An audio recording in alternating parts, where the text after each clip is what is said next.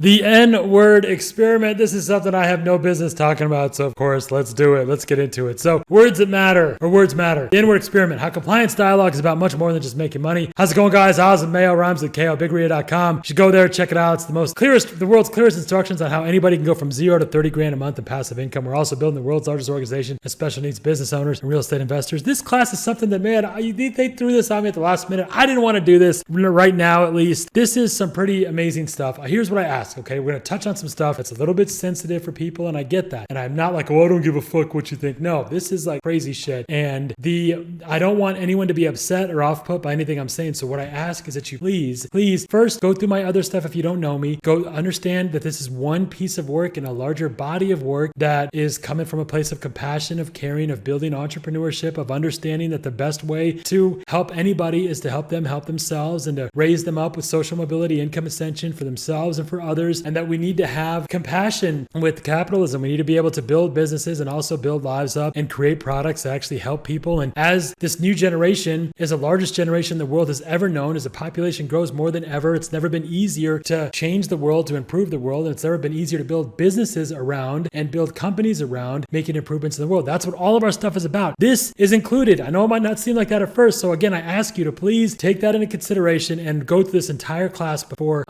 getting back to us. We have done some really amazing work. These guys, I was going to do a couple other people involved with this, but nobody wants to talk about this. Well, that's not true. Not nobody wants to talk about this. We got some interesting things to cover today. So first thing I'll say, when we talk about the N-word, there are two versions of it. The N-I-G-G-A, that's different than the N-I-G-G-R. This idea that black people took back the power of the word, used it. If you've listened to any rap song, it's used constantly. There is a difference in the terms, okay? So there is one that's said more, only by black people, and it's said to each other, and it's said in a way, you know this, right? It's not meant in that same way. So that's what we're talking about the N-word experiment. Okay, so there's a famous saying in Buddhism. I used to, when I was in Sri Lanka, my family lives all over, but I spent some time at a very short period of time with Buddhists, studying under Buddhists when I was a child. And yeah, this saying I've always remembered, it is, I am not what I think I am. I am not what you think I am. I am what I think you think I am. It's a very powerful concept. And this idea is actually really what we're talking about today. Started because we're working with heroes in the inner city, and we have this mission to build 1 million inner city business owners. If you can get to 21 years old and you're either in school or you're working full time, and if you have a child, you're married to that child. And there was one other thing,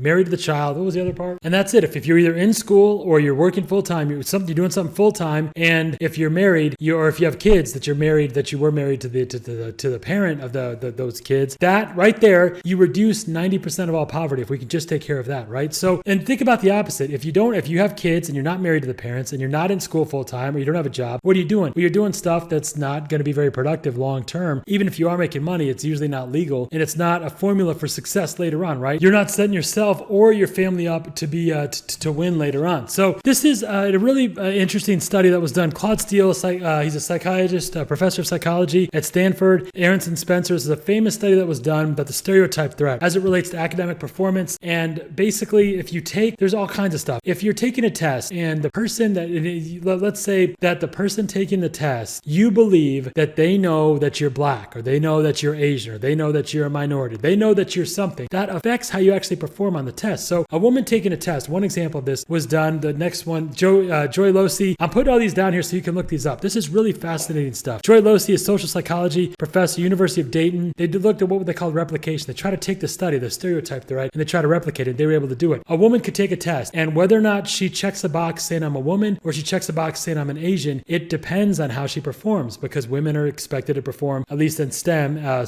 science, technology, engineering, math, lower, and Asian women or Asian people usually do better. So just think about how powerful this is. If I'm taking a test based on what I think the person who's grading the test knows about me, it determines what I'll do. This, we're going to talk about like inner city, African American, black communities. This isn't something that I understand. Like I was raised pretty conservative, and I had this idea that, a very ignorant view of these situations, these ideas. And I know that many of you have that view as well. And I just say this one thing to you. We have a situation in America. It's all over the world. Every country has a group of people who are mistreated. These are people who are disproportionately responsible for building different aspects, different components of the infrastructure and the pieces of that country. And those people, because of generational oppression, even when the immediate boot of that oppression is lifted, the effects of it last for generations. situations, and there's an insensitivity that is normalized among the populace. It's the same thing with veganism and going vegan. How can I, who used to work at one of the most notorious slaughterhouses in America, turn around and be where I am now, which is like one of our companies now is about having no animals ever, and I believe more and more people now are a part of that mission, having no animals ever harmed for food ever. I get it. When I see both sides of it. When I was doing the crazy stuff I was doing working at the slaughterhouses, anytime there's a system of oppression, there has to be something, a mechanism that blocks your empathy, right? That blocks your empathy. You don't see these people as a certain way. We have a situation in America, it's with black people, it's with, African Americans, whatever you want to call them, that they are not treated the same way as others. They're not treated the same way as other people. And if you have a hard time seeing that, if you hear that and you roll your eyes, I understand that initial reaction. I used to be quite ignorant myself, but you should really do some inner reflection. Why is it that just the suggestion of empathy for a group of people triggers you? Like, why is that such a problem? Like, it's time to look in yourself. If that's impossible for you, you should stop watching this, because I would recommend you watch all of this, but this is something that I only am interested in, the opinions of people who are actually trying to solve these issues and bridge these achievement gaps. That's what we're doing right now. One of the things we try to do is help people get to the place. If you can get to 21 years old, work and or be in school, or, if you have kids, marry the person you have kids with. These are basic things that we can do that we can make such an impact. And if you go into it with this idea of waving your finger and, pull yourselves up by your bootstraps and really stupid shit like that, you're not being helpful, you're being very selfish, and you're just wanting to make yourself feel better about not really solving these problems. This idea of like the stereotype threat, this is something that I would have heard at a different time in my life and thought, that's a bunch of horse shit, who cares? But I look at it now and I feel very sad. It's quite a thing. Like, why is it that people who are of a certain race or black or Latino or whatever, they feel like if somebody knows that about me, they're expecting me to be dumber, and then I'm going to actually perform less optimally than I would if they didn't know that. It's amazing. Like, when we think someone has a certain view of us, we don't want to disappoint anybody, no matter what they think of us. In my situation, by the way, and I had the exact opposite. Everybody thought I was a genius, and that's because I was good at math. I went over this story. My uncle was completely psychotic, and he made sure that we were good at math. If you wanted to eat, you had to be good at math. He would take away your bowl of cereal and be like, what's 35 squared? And unless you said 1,225, you would not finish your bowl of cereal. He was completely nuts. And because of that, I was like squaring numbers in like first grade. I remember taking tests, skipping entire grades of math, and then the same thing with English. And because of that, it was a Pygmalion effect. I was treated like a genius, and then I acted like one. I wanted to make sure that nobody was ever disappointed. And I'm not actually in that category. My cousins and other people in my family really are. I have, a cousin who got a perfect on her SATs. They really are geniuses. I was never in that category, but people thought I was, and it became a self-fulfilling thing. But the opposite could be just as true. If they thought I was slow, I would have behaved that certain way. This is a famous study, the stereotype threat. When you believe that somebody, again, I am what I think you think I am. If you believe that someone looks at you a certain way, or looks at certain people a certain way, and then they think of you as one of those certain people, you will perform in accordance with that belief. It's really powerful thinking, man. Martin's and others, affirmations can overcome these threats, because the idea here is, although there is oppression, although there is legislation, although there are things like redlining, all this kinds of stuff that is holding, and it's all over the country. Whatever you do identify with, maybe you're not black, or maybe you are, or whatever. Most of you are not, right? Most of you don't see yourselves as, you wouldn't be mistaken for black, right? But whatever you think you are, whatever you identify with, I promise you, there's somewhere in the world, people of that group are oppressed. There's laws that were put in place to keep them down. And even after the laws were lifted, even after that immediate boot was lifted, the effects of that lasted. And if you're in those areas, it's hard to see if you're outside of it, but all these studies tell us the same thing, basically. There's this thing called gravity. Like, it's like, why is it, I've had students go out and make $100,000, $200,000, $300,000 a month, but after enough time, 5, 10, 15 years, why do they come back to the same thing they were doing before? How is that possible? There's gravity. Everything is trying to keep you, all the motion is trying to keep you exactly where where you belong, right? So our goal when we measure this stuff is, how can you overcome that stuff? So we're going to talk about affirmations more. You can just start telling yourself, I'm a champion.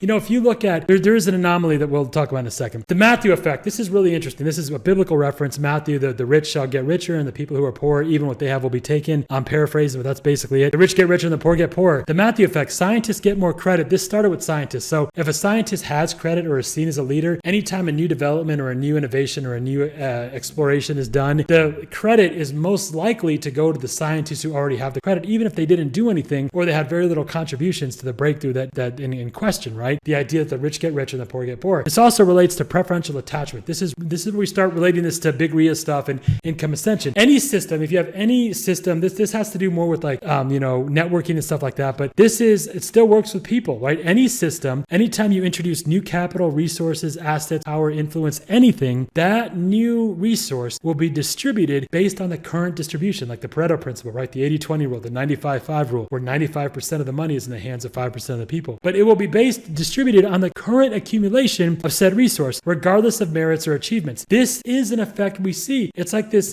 first of all, there are actual mechanisms in place, like social and societal mechanisms and levers of power in place to make sure that this happens. But there's also this intangible effect, like this gravity that happens. Why is it, one of the best examples of this is COVID. Why is it that the money just went right to the top? Almost all the money from the bailouts, all this other stuff went right to the top. The very few group of people. I talked about my neighbor who's kind of a weirdo. Like, she's just not someone who you would think, like, she was born, and the day she was born, her parents named one of their private jets after her. She's got all kinds of money, and she did a deal because a business was suffering, a smaller business. They bought it, and she made, like, I don't know, maybe $2, $3, $4 million, at least three. I'd say at least $2 million. I don't know all the details, but at least $2-3 million she made on this one deal. It was a suffering business that was struggling, much smaller business owner, and she didn't do anything. She was sitting there, talking to her accountant and a lawyer. She asked me about it, and her lawyer's like, yeah, you should go ahead and do it. She did it. She made a quick, her husband is no longer around, and she's taking care of her family's money with her lawyer and with her accountant, and she made $2 million just walking her dog, right? This is the preferential attachment, right? Money goes to the people that already have it, and this is not someone, if it was merit or achievement based, she would not have a fucking penny,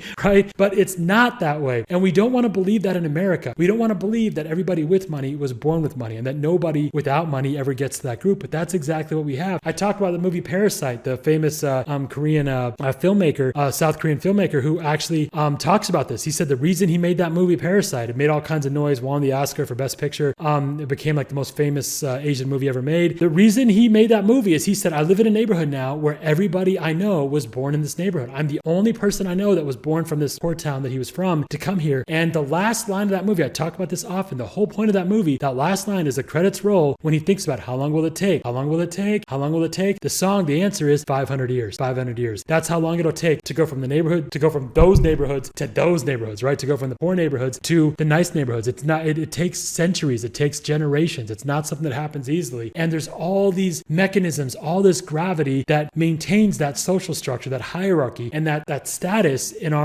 within financial, different financial rungs of the ladder, right? I say all of that. What does this have to do with the N-word? I'm getting to it, okay? I know it's not. Look, there's a lot of work that went into this, and you're going to sit through fucking all of it. All right. So, I am not what you think I am. I am, how do we overcome that stuff? Okay. So here's one of the first was, the American Psychological Association. You can get a link to, there's links and all this stuff. I put the names of all these studies so you can go watch them. The very famous studies that have gone on for decades and decades that show what happens when you accept a label. You will actually perform in accordance with that label. And there's just other things outside of your label, but there's other resources that actually go, like money somehow knows to go to rich people because of all kinds of levers and layers of power. So stereotype, threat, and widens achievement gap. This idea that people who if they mark whether or not they're black, if they mark whether or not they're Asian, whether they mark on a test that whether or not they're Hispanic or whatever, they will change that. It has a noticeable difference on how they achieve on the test. Once you accept a role, you will behave in accordance with that role. A replication of this had to do with females, like I said earlier, the influence of stereotype, threat on immigrants, review and meta-analysis. So this has also been done in everywhere you go around the world: Pakistan, India, Israel, Palestine, Taiwan, Hong Kong, China.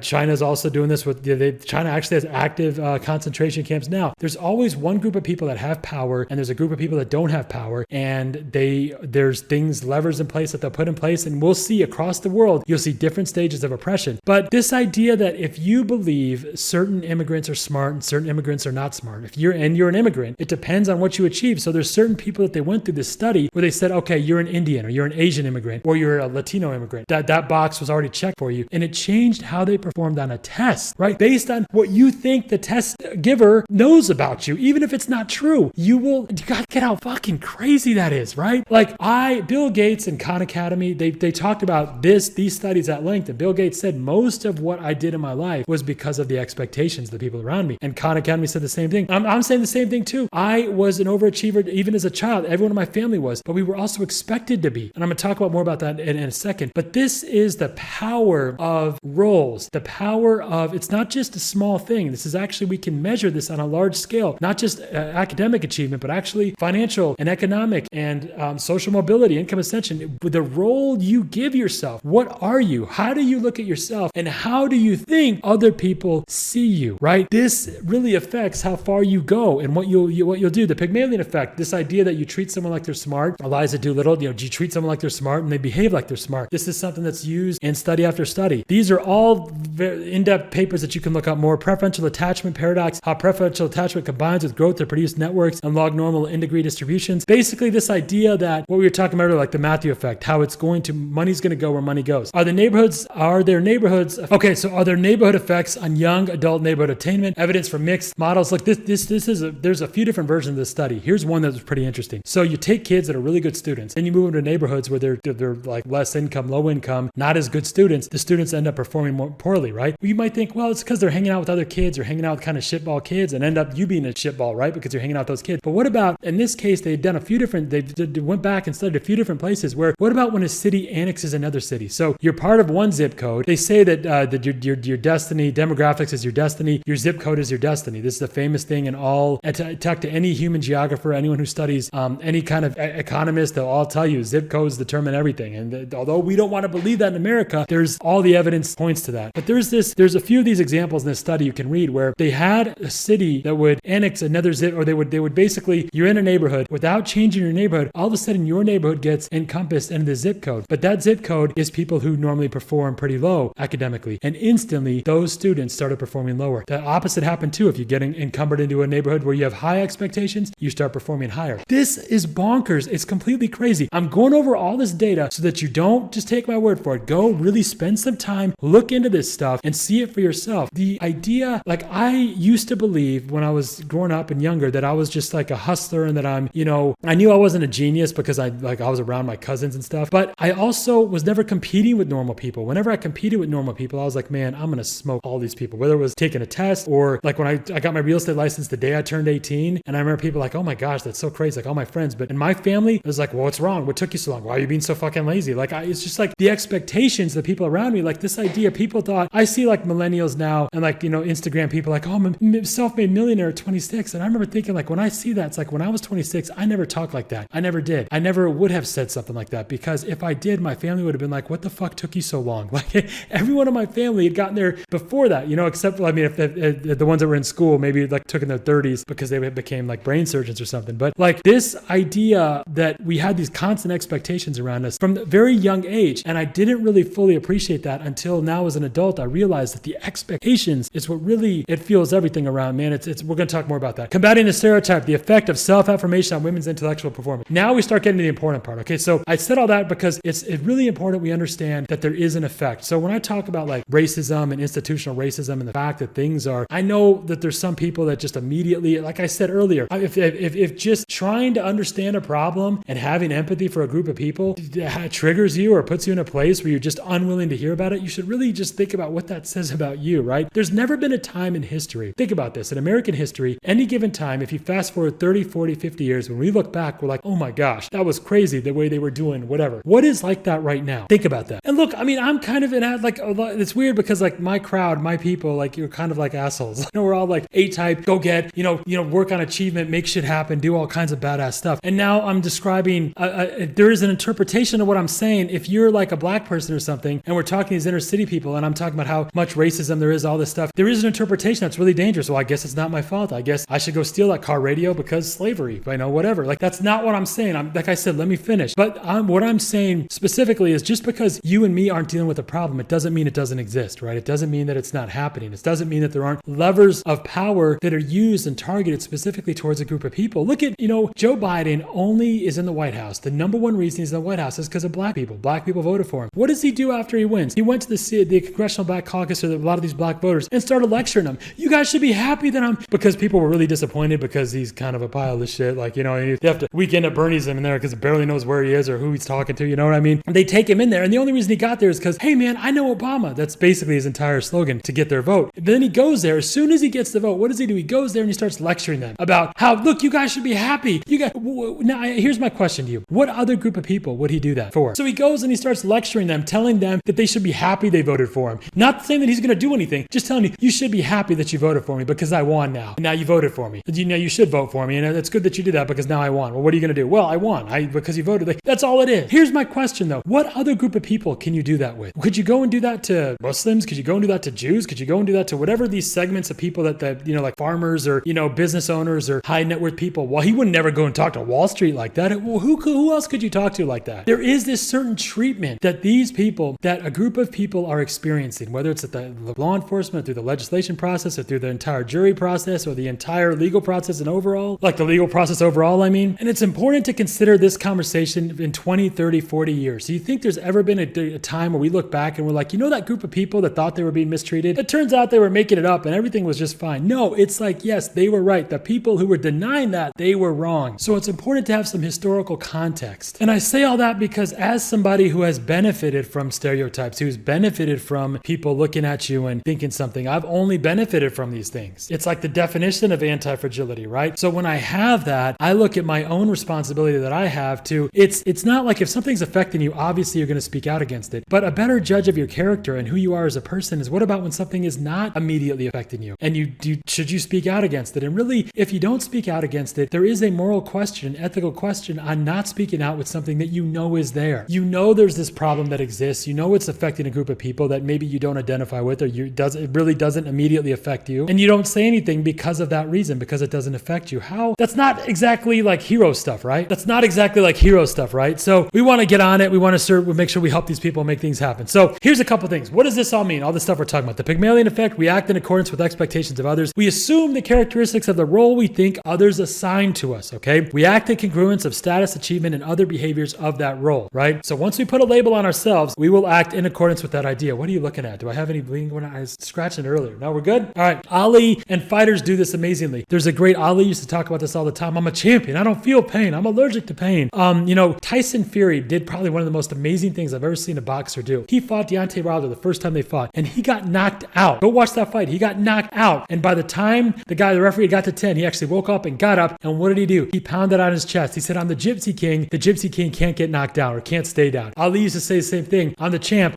I'm the greatest who's ever done this. The greatest can never stay down. We do the same thing. We do the same thing with hero narration. You come up with a hero, right? And now there's all these traits that are assigned to that hero. And then anytime you put on that hat, anytime you put on that costume, all those traits, that costume, all those traits immediately come to you. So a lot of people do this. You know, you rely on your inner hero to determine your actions and your reactions and what you do. So another way to get an identity melted into your mind is to brainwash. So I hate to use these terms. This stuff that I'm going to talk about now is pretty not ideal, but this idea of what they call the Asian anomalies. This was a Harvard study that was referenced in earlier. This idea that they go to these inner city areas, they go to these very poor areas, and they look at, okay, does anybody in these areas outperform everybody else? And there's a group of people who, no matter where you put them at, they always go right to the top. They don't just go to getting, not having, it's not that just that they have a job at 21 or they're in school or they have no kids, or if they have kids they're married to the parents. They go far beyond that. They go right to the top 1%. It's completely insane what they're able to do. And these people, the same thing is the case with all of them. They call it the Asian anomalies. They're all first generation immigrants, usually from Asia, and they do very well academically, right? So the question they looked at is, and I've said this before, so many people talk about like these Asians and other people like they're so smart, even like my people, right? But if that's true, then go look at those countries. You would not look at those countries and say, wow, these people are, the smartest people on the planet, right? I know how that sounds, but what I'm saying is that it's not intelligence. It's not like a genetic thing, right? It's a combination of two things. It's a combination of opportunity, but also expectations. I hate to call it the Asian anomaly because it gives them power. It makes it seem like, oh, they're Asian, so they're just like superhumans. They're not. What happens is it's the message at home. And this is where all the stuff I talked about, I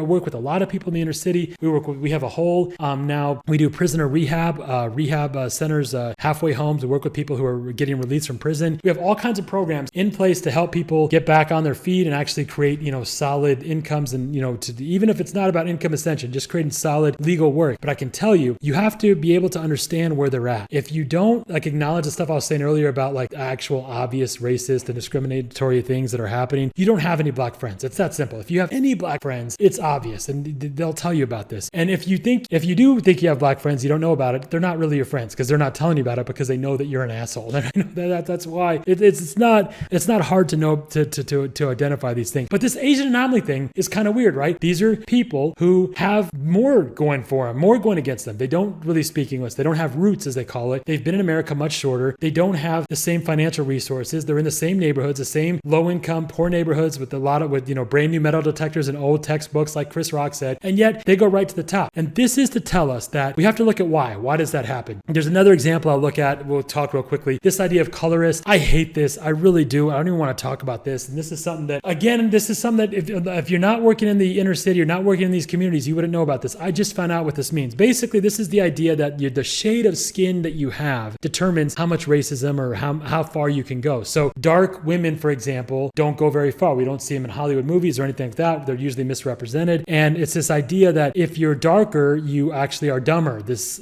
really awful stuff and this is an idea that is in certain of these communities, this idea of colorist. It's called being colorism or colorist, this colorist effect. So we started looking at that for a second, saying, okay, look, if that's true, if the idea that the shade of skin you have determines how far you can go in America, that you can pass as something that's not black or something like that, this is like really ugly stuff. But again, this is where a lot of mentality is at. If that's the case, let's look, I hate to do this, but let's look at Africa and say, who's the darkest people? Again, I hate this stuff. Can you not tell? Like, I hate this stuff, okay? But there is a scale, and it turns out the darkest people in Africa are Nigerians. And it's like, I remember I worked with a Nigerian. We used to say, like, if he stood next to a building, it looks like an alley. If he laid on the ground, it'd be like a hole. The good thing you're smiling, because, he would make these jokes. He was a pretty funny guy. But the Nigerians, if this is true, if the colorist scale is true, then that means the Nigerians would be at the very bottom of the ladder, right? Well, what do we see? We see that among Asians, among the immigrants who go right to the top in America, you know who else is in that group? Nigerians, which is completely crazy because they're the darkest. You would think that they would have the most going against them. And this is where we start to look at, okay, fine. All this stuff that we talked about is true. There's all these societal levers and all that stuff. All that's true. But more importantly, there are people who are overcoming this issue. Who are coming in the same areas, because in the Asian anomaly stuff, you could say, well, they're not black or they're not colorist. These are things we've heard as we've had these conversations. And I thought that's okay. And whenever we have the conversation of colorist or anything like that, we have to be able to look at it and say, as crazy and awful as that sounds, let's look into it a little bit more. Let's start digging into it. This idea of the Nigerian successes, by the way, how do you explain that? Because they are the darkest people. And this tells us that all the external effects that we talked about, the one thing that makes America special, the only thing really, because there have been other countries that have had great militaries, there have been other countries with great democracies, but the one thing that it makes America unique is how we treat what are considered foreigners, outsiders, and we treat them wonderfully. And I know, forget what our media says, the fact is that people are brilliant, beautiful, amazing, and the American spirit of hug your neighbor, be friendly, it's present everywhere you go. If you think that there's division and all this nastiness in America, it's because you're watching the news. Now, I'm saying that given talking about this whole thing with black people, there are things that you can look at. The fact is, it's different. Black people are treated differently. That's just a fact. And if you, like I said, I won't get into this more, but that is what it is. However, there is the American dream, the idea of the American dream, the e pluribus unum, that out of many we are one, and that, people are extremely nice and welcoming to new people who don't speak English, people who are from different countries, people who have different backgrounds, different religions, whatever. You will never, and I know that there's this idea, especially like if you watch the media, there's all this like nastiness towards people. What I always say to that is, if you really want to understand how great America is and how beautiful how unique this is, all you have to do is take those people that are talking about this and just ask yourself, what would happen if you went to their country? I can tell you personally, look, I grew up, if you know my background, multiple countries, 9 schools in 5 countries in one school year, or a year and a half when I was in elementary school. I could tell you, as an outsider, you are never treated, put on a pedestal or anything like that. It is the exact opposite. Go anywhere you want, anywhere in the world, and you'll see what real discrimination, what real racism can be, and how you're treated when you're treated, as an otherism. This idea of being an other, an outsider. That's what makes America so unique. And that's why we say this whole idea, all the stuff I'm talking about, this is the most important part, because I acknowledge that it's a challenge, it's an issue, all that stuff. However, this is the most important takeaway, that one can overcome all of that stuff if they've got the right messaging at home. If the right message is given in between the 4 walls at home, doesn't matter how dark you are, if you're a Nigerian or if you're an Asian or whatever, if you're in schools that are low income, if the right message is forced into that kid's head, right, he will grow up, or the individual's head, if they come with enough hunger. When you match the opportunity of America with the hunger of it, it's the same reason why our special needs, our heroes do so well, right? Because the opportunity of America, they just don't have any way of realizing it. I have one of our tenants is a great guy. He's really such a hardworking guy. I talked about him a couple of classes ago. He's, fixes his house. He's such a hardworking guy. He's a big time like hunter and, go in the woods and shoot, innocent, helpless things. And that's not the best part of his personality, but he's like a real hardworking guy, right? And he's totally broke. He has I've talked to him about his whole financial situation. He basically has here's a guy who's hardworking. He's not an LC, which is like a tremendous compliment coming from me, right? And he's a smart guy, but he he's never been given any opportunity. As soon as I talked to him, I said, when you build that fence, for example, how do you get paid? He told me how he got paid. I said, what if you got paid every time the fence is used? And he's like, I was like, that's equity. And I was like doing some basic explanations of that. And then he went, he got it. We created a deal. It doesn't matter. The details don't matter. But now he's created his first $1,300 a month in residual money. And now he's on the path to actually being able to create wealth. This guy had gone his entire life, decades and decades of working. He's, in his 50s, and he basically had nothing to show for it. And now he's going to be able to quickly course correct. That opportunity was met with his hunger, right? But you have to understand the number one thing you need is to have education, that you do have ladders. You do have access to ladders. That's what we do, especially in the inner city, is you don't need to go to these nicer areas, these nicer neighborhoods. There's plenty of opportunity right around you. But the main thing here is that if you get the right message in between those four walls at home, the right message put into the young person, they can go out and outperform all their peers academically. That's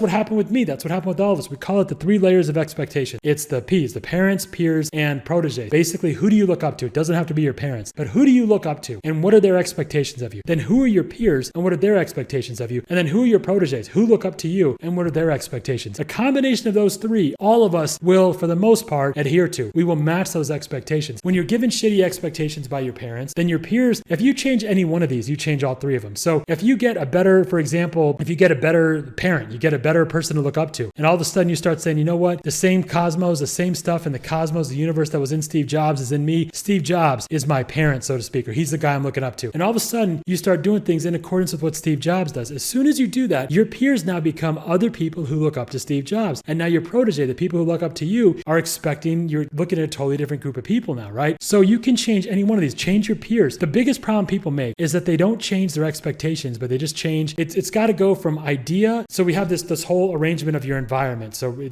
people will try to change the people they're around. It never starts with people. The first step in changing any of this stuff, the first step in changing your environment is the ideas. First it's the ideas, then the conversations, then the activities. If you change what you're thinking and you change what you're saying to yourself, if nobody else, you're instantly going to change what you're doing. And once you change what you're doing, you change the people that you're doing it with, or the people that you're around. The people just try to change the people immediately. So if you drink all the time, go hang out with people who work out all the time. But every group has an immune system, right? And that immune system always gets rid of things that are foreign. So if you are going around people who work out all the time and you drink all the time, they're going to get rid of you, because the immune system always does one of 2 things. It either converts or kills, right? Convert it to one of us or kill it, get rid of it. And if you're not working out every day, or you're not even trying to do that, you're just drinking every day, it's going to get rid of you. You're not going to fit in that system. So now if you stop, immediately get better ideas, and you get better conversations, better activities. Now you start saying, instead of drinking every day, let me go walk every day. Then you introduce new people, right? Because now you've got new activities, new people. Then you have a whole new environment, because now those people look at you and you're telling them, listen, I used to drink all the time. Now I'm walking every day. And they say that immune system within that community, within that group of people, they're like, you know what? We can convert this guy. We don't need to kick him out. We don't need to expel this foreign entity. This foreign entity can be converted into one of us. Every group has an immune system. I say all this stuff because this is going over a lot of stuff that we're going really much deeper than I plan on doing this immediately. The whole point here, coming back to this part, is that you can, with the right message, if you get the right ideas, the right conversations, the right activities, you can change everything. Few beat social gravity, right? The income ascension, very few people do that. It brings us all down. The 500-year study of the parasite, the Terman study, one of the most famous studies. I've talked about this again and again. They looked at ultra high IQ kids. They figured that, you know what, later in life, they're going to go right to the top. That's what Lewis Terman thought. He changed he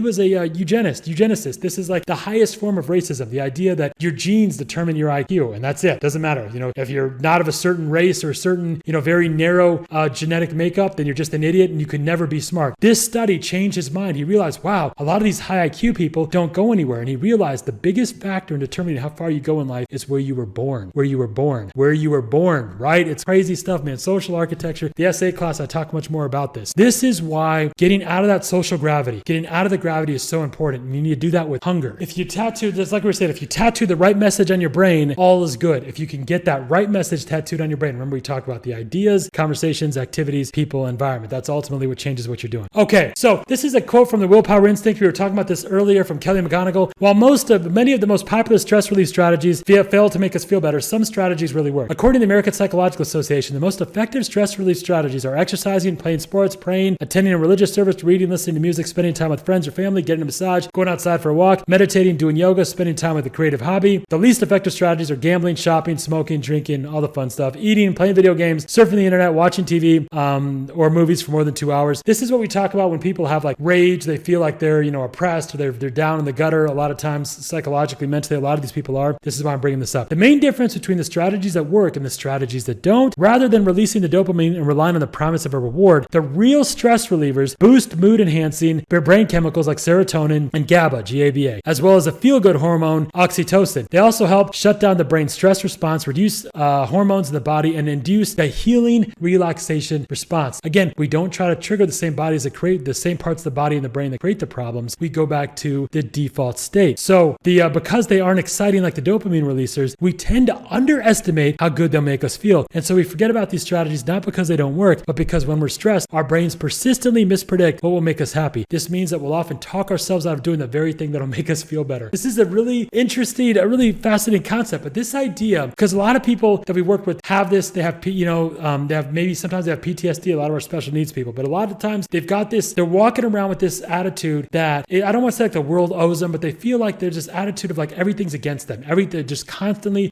all the cards are stacked against them. They've got basically no way of getting out of their situation. And what they try to do to solve that is to do other things that basically create bigger problems. Here's really the point from this. You don't need more dopamine. You need more stabilizers. In other words, don't try to fight the stress, but become the kind of person that doesn't have it so you don't have to fight it. Just return to normal. The best way to do this is to be a smarter, better person, and things always happen in your favor. If you start to believe that everything is happening in your favor, fix your high frequency thinking. You start to believe that everything is happening.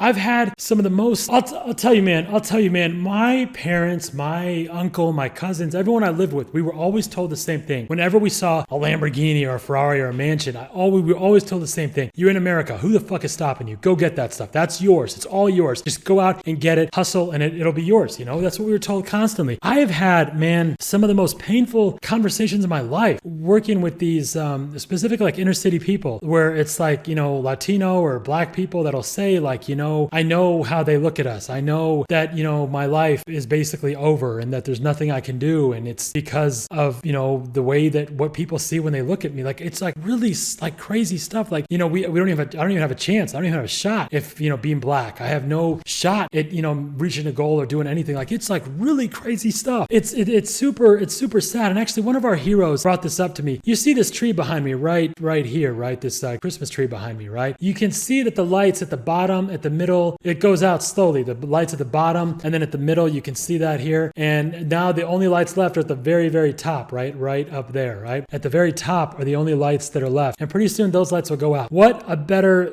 parallel, what better metaphor for life, right? We've only got the light for so long and it's going out, And the hero who had brought that up is an African American, one of our inner city heroes, whose entire life has changed. He's building companies, doing all kinds of great stuff. But he talks about how much of a downer his parents are, and how every time he talks about something, they're all like, "Oh, well, the people are going to take that from you. They're not on your side. They're not on your team." They're talking about me and Anna, and like, people are like other heroes, like, they're like, it's this idea, they've internalized this role so completely that I don't really even understand. Like, there's certain conversations I've had where I just have to say to myself, you know what? I don't understand totally where they're coming from. And I believe that the thoughts they've triggered, that they've put themselves in this loop, is not serving them well. But you know what? I don't know what I would do in their situation either. I don't know what I would be like. And we have to have empathy and compassion and realize how sad it must be to think that. To tell your kid, there's nowhere you can go in life, but just hope you survive. And, there's also this whole thing of like police interactions. Many police interactions are awful. And I talk to a lot of cops and be like, did you say that to so-and-so? They're like, yeah, that was really fucked up. I shouldn't have done that. But if there's ever a question, don't say anything. Don't speak out against it. And there's a problem there too. But most of the police are great people. Most of the people they communicate with are great interactions. What I'm saying, I'm covering issues that are much bigger. A lot of what you see is our media that needs to create a story. But there's a lot of great interactions, a lot of great people that are just doing a lot of wonderful things that you never hear about. But if you don't get those stories, you start feeding your kids this poison of like, oh, you can't go anywhere in your life. You were dead from the moment you were born. I've had people who are getting abortions who will say, what good is the point of bringing a Black kid in this world that can't go anywhere in life? Like, this is really crazy stuff, right? Like, really, these conversations have really shape what I'm saying. And what I'm saying right now shapes a lot of what we're saying. So let's get to the whole point here of what, are we almost there? So the 3 lessons here: will act in line with expectations, where you can brainwash yourself into having better ones for yourself and for others, right? This is the important part. Identify your identity like a hero can lead to preferred outcomes and default accumulation. You can become one of those people that gets that preferential allocation, right? Where you become one of those sources where success knows to flow to you because you're successful. Whenever we have any system of people and we introduce success by any definition, it will automatically, generally go to the people that are already the most successful, right? Think about that, right? This is how everything builds and how generational wealth is created and built. And you can create that from zero just by getting the right ideas here. So what does this have to do with the N-word? Okay, so we were asked, the N-word is used constantly. I mean, I've had people that looked at Iago when Iago screams, my beautiful parrots, be like, man, that nigga's going crazy. Talking about Iagos. Like they say this about, it's used constantly. And it's this idea, if what I said is true earlier, if that stuff is even like 1% true, what happens when that is your identity? And I think about myself, like I've talked to a lot of people now that are against inner city music, because it's like, if you look at, there's a great class that there's some really great professors. Cornell West, he has a class where he takes rap lyrics and he plays them over the Ku Klux Klan poster of, the violent Negro. And it's like exactly right on line with what they used to say. Any rap song, like I'm gonna shoot other black people for no reason. I'm gonna sell drugs to people. I'm gonna have multiple kids with multiple women. If they try to call me, I'm gonna punch them or beat them. Like they're talking about some of the biggest problems that face the community, and they're not talking about them in ways that are solving them, but they're like almost bragging about it. Now they would say it's because it's my life, that's I'm just being real. But other communities don't do that. Like this is the point Cornell West was making, and I never thought about that. Like when you're singing along to a rap song, what are you really singing along to? It's kind of like messed up. It's like voyeurism as you're seeing, like it's really a lot of dark stuff there. And again, like I'm saying, if I'm saying something offensive, I truly, from the bottom of my heart, am sorry. Email us, give me a call. I promise you nothing is, I'm not saying anything to be spiteful or to be like, tough or politically incorrect or any of that stuff. I'm really not. I'm just, from my limited, very ignorant point of view, I'm just talking as an outsider into these issues. This is what I've noticed. I also have to ask myself, don't make a fucking video like this. Like, don't talk about shit. Don't have a fucking opinion unless you're fixing something. And I can tell you, we have got a lot of progress on this. If you're, whether our inner city heroes are not young people, a lot of them are older, a lot of them are much older. And a lot of these people with special needs, a lot of areas of the inner city, for example, have undiagnosed special needs. We've had, I don't know, maybe at least 100 young people and older people who had real cognitive delays, and they were obviously illiterate, they weren't able to read. There's different terms on that I don't want to be offensive by. But the other thing about not being offensive is if you're not worried about being offensive, then what you're saying is, I don't care enough about my message to make sure that it's received correctly. I just want to feel tough and feel cool about myself. It's really important to me that you're not offended about anything I'm saying, because then you're not going to listen to anything I'm saying. So this idea of the N-word, our goal, we were asked, okay, it's not like we're like, hey, you guys need to stop. No, we were asked to, what can we do to avoid the N-word? What can we do? So we spent a lot of time on this. Maybe we could use the word heroes. And by the way, ever since we started using the word heroes, we were just talking about this, the success rate of our heroes has gone up because now people refer to themselves as heroes, right? That verbiage matters. You are a hero. You are a superhero, right? Really cool stuff. But maybe legends, maybe, brother, sister, what could we say that instead of the N-word, right? So we need something cool that could actually be used, something that would actually be used, not just a random word like ninja that sounded like, the N-word, but something that was actually something with meaning behind it. So after much deliberation, all kinds of experiments, we came up with what I and all of us really think is like the perfect answer. And that answer is king. Kings and queens. That's what we started calling each other. Now, not everyone's doing it. Like, get the fuck out of here. That's stupid shit. Now, obviously, not everyone's going to do it. That's never the case. But the idea is that for the right people, for the people who are the most reachable, the people who will receive this the best way, would they now have an alternative? So instead of saying N-word this, N-word that, we start calling them kings. Now, what do you think of when you think of a king? What do you think of when you think of someone who's a queen? Do you want to punch a queen? Do you want to, fuck a queen in her ass and, get her? Well, I mean, maybe you do, but I mean, like, do you want to like just have kids with do you treat a queen like that where she says she's pregnant and you're like, oh, it ain't mine? Like, do you want to do these things that are issued, right? Like, you get what I'm saying? Like, this language now embodies a whole new series of images, a whole new series of emotions, a whole new body of language, a body of behavior, a whole new attitude, right? Around this. This is what we started doing. This was a whole idea behind how can we start changing the environment. We started calling them empire builders. We started calling them kings. We started talking about business owners. We started doing all kinds of little tweaks around the word king, because what does a king do? They have royalty. So we started getting like these Burger King crowns. We started, having knights. We started knighting people. They, would get this fake little sword. And one guy actually used his cousin's gun, and one of them used a shotgun to knight people. But once you do good things, we have a jester who comes in the courtyard, right? we've got this whole language now, all these like different reference points. But this idea that we want to start using the term, I love this, man, start calling each other kings instead of the N-word. Now, obviously, not everyone's doing it, okay? But the idea is that at least you have something you could do. So I'll tell you a couple quick stories that have come out of this. This is like super, super cool. So one of our heroes, and we have much more coming on this. I just want to give you a couple wins that we've had so far. So one of them was all kinds of crazy, man. He had gotten, trouble, all kinds of crazy trouble, right? He had actually stolen a cop car, took that same cop car and pulled a drive-by. I think I mentioned him before. He was in all kinds of trouble and he had all kinds of stuff that was happening. So, the first one's a different guy. So the first one is this is somebody who had multiple kids with a few different women, and they were trying to, he didn't want to do anything. He didn't want to have anything to do with that stuff. After a series he had his first deal that he worked on, his first real estate deal was the first real estate transaction. He actually did a wholesale deal where he partnered with the investor and he was actually working with the investor. This is also somebody who had a series of cognitive delays. We're still trying to get him diagnosed, but in many of these areas, we don't have the resources to get them fully diagnosed, so they're kind of just going online. And I mean, how badass is that? You have special needs, but instead of it being diagnosed for you, you're going online and diagnosing your own special needs at the public library. Badass stuff, man. He showed promise from the very beginning. He was very into this, and he started committing to, I'm never going to use the N-word again. I'm only going to use the word king. I'm going to refer to myself and others as kings, and I'm going to, kings and queens. And so over time, I'm mixing them up. The first one was the one who had multiple kids, right? And so eventually he started,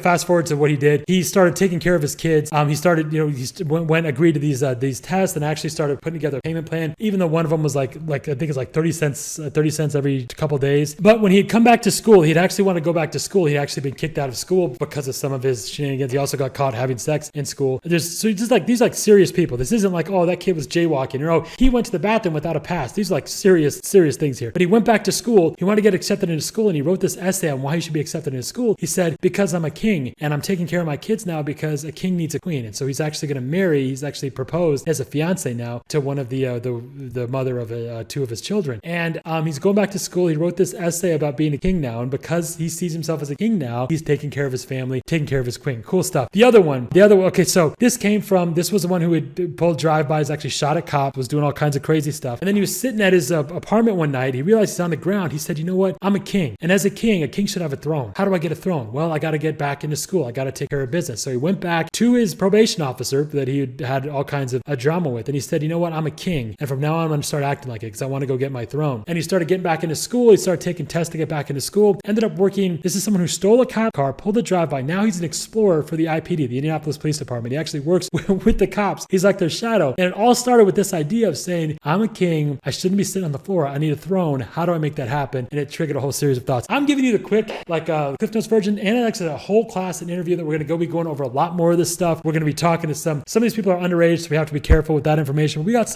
these are just a couple of these really cool stories. So, another example here, we have one of our mentors who actually this was somebody who had sold drugs multiple times. He'd been arrested multiple times. He'd spent over 2 years in jail. He's, I think about 23, 25, just now for the first time, learned how to read, turned his life around. Now he's a mentor to other people, helping other people get off the streets. How does he start the conversation off when he talks to him? He says, listen, king, you have king bloodline. You have royal blood going through your veins. You're a king. That's who you are. That's what you're meant to be. Again, a totally different role. Because we asked him, he was saying, well, how could he go and, influence these people to stop selling drugs and get their life back together? We said, well, why did you do it? What happened with you? And he said, well, if you look at yourself as a king, if you look at yourself as having royal blood going through your veins, the same blood that went through Da Vinci, Jobs, Tesla, right? Like what we've talked about. If that same blood is going through your veins, a king doesn't do stupid shit like sell drugs to other people in your kingdom. You need to take care of people in your kingdom, right? This metaphor, this internalized role has totally changed his life. And now he's a mentor to other people. He's actually had a total of, I want to get this number right, but actually 31 former drug dealers and or drug addicts who are now getting clean. And the number one reason all these people had this, again, to be clear, they were